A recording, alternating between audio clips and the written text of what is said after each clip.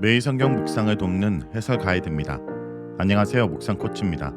함께 읽고 나눌 말씀은 민수기 22장 1절에서 20절까지 말씀입니다. 이스라엘은 시온과의 전쟁에서 이긴 뒤 바산 왕 옥을 길르넷 호수 남단의 에드레이에서 격파하고 그 땅을 점유했습니다. 모압 편지에서 많은 사건들이 발생하는데 첫 번째 에피소드는 모압 왕 발락과 메소포타미아 출신인 발람 선지자 사이에 발생합니다. 1절에서 6절 읽겠습니다. 이스라엘 자손이 또 길을 떠나 모압 평지에 진을 쳤으니 요단 건너편 곧 여리고 맞은편이더라.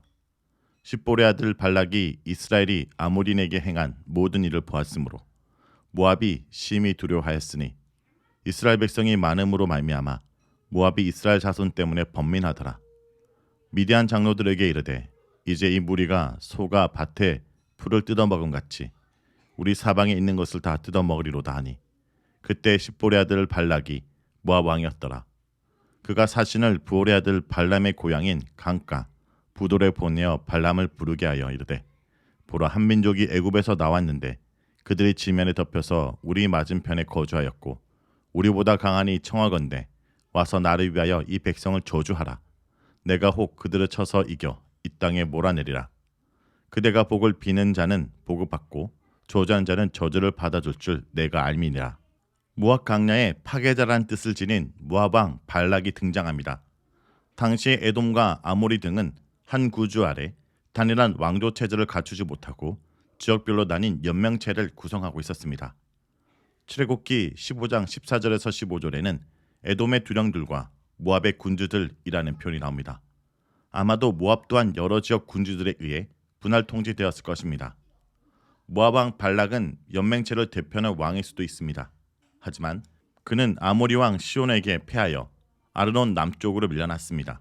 발락은 이스라엘이 북진하여 시온과 옥을 차례로 격파하고 모압 강야에 진을 쳤다는 소식을 듣고 두려움에 사로잡혔습니다.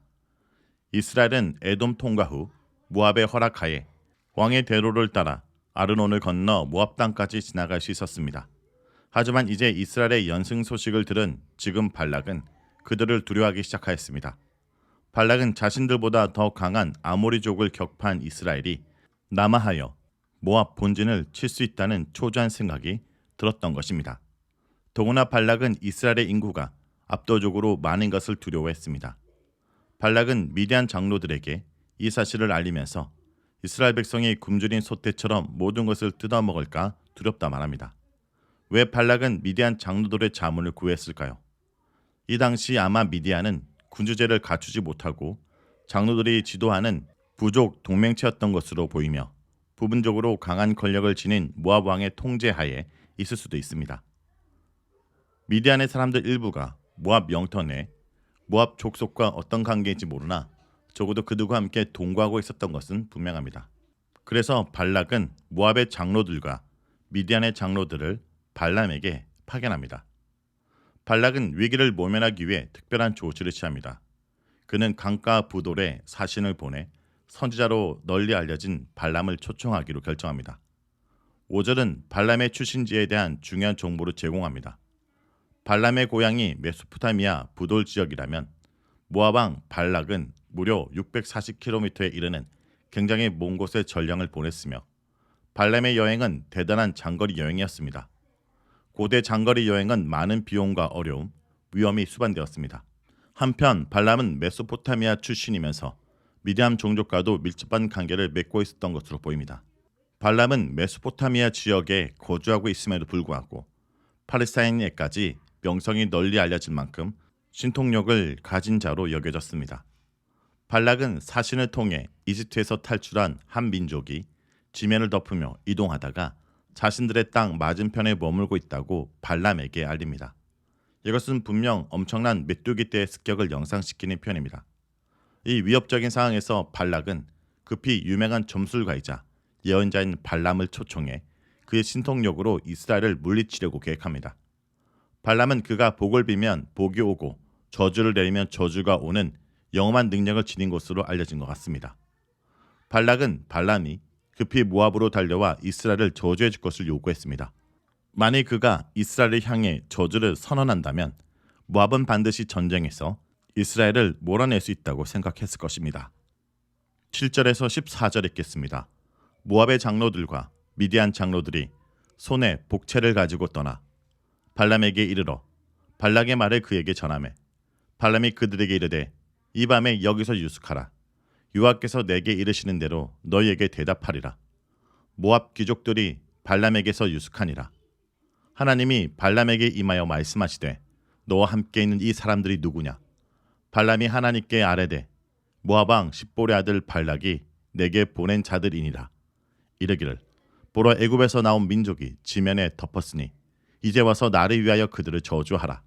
내가 혹 그들을 쳐서 몰아낼 수 있으리라 하나이다. 하나님이 발람에게 이르시되 너는 그들과 함께 가지도 말고 그 백성을 저주하지도 말라. 그들은 복을 받은 자들이니라. 발람이 아침에 일어나서 발락의 귀족들에게 이르되 너희는 너희 땅으로 돌아가라. 여호와께서 내가 너희와 함께 가기를 허락하지 아니하시니라. 모압 귀족들이 일어나 발락에게로 가서 전하되 발람이 우리와 함께 오기를 거절하더이다. 함께 위기의식을 느낀 모압과 미디안 사람들은 각각 장로들을 선발해 발락의 공식 전령으로 발람에게 떠납니다. 그들은 발람을 위한 복채를 준비하여 길을 떠났습니다. 모압의 장로들이 여기서 귀족들, 즉 관리들로 불립니다. 그들이 600km가 넘는 약 20여일을 넘었을 것으로 추정되는 오랜 여행 끝에 드디어 발람에게 도착했습니다. 그들은 발락의 말을 그대로 발람에게 전달했습니다. 발람은 그들에게 숙소를 제공한 뒤 이 문제에 대해 하나님의 지시를 받아 그들에게 알려주겠다 답변했습니다. 그날 밤 하나님께서 발람에게 나타나셨습니다. 전지전능하신 하나님께서는 분명히 자신의 섭리하에 일이 진행되고 있음에도 불구하고 발람에게 묻습니다. 너와 함께 있는 이 사람들이 누구냐? 발람은 그들이 누구며 왜 왔는지 자신이 그들에게 들은 대로 하나님께 이 문제의 자초지정을 상세히 말씀드리고 하나님의 답변을 기다렸습니다. 하나님께서는 발람에게 모압과 미디안의 사신들과 함께 길을 떠나지 말라라고 막으셨습니다. 너는 그들을 저주해서는 안 된다. 그들은 오히려 내게서 복을 받은 자들이다. 다음날 아침 발람은 사신들에게 하나님께서 이 여행을 금지한다고 답변합니다. 모압에서 온 사신들의 일행은 결국 고국으로 돌아가 빈손으로 돌아온 협상 결과를 발락에게 알렸습니다. 15절에서 20절입니다. 발락이 다시 그들보다 더 높은 고관들을 더 많이 보내매 그들이 발람에게로 나가서 그에게 이르되 십볼의 아들 발락의 말씀에 청하건대 아무것도 꺼리지 말고 내게로 오라.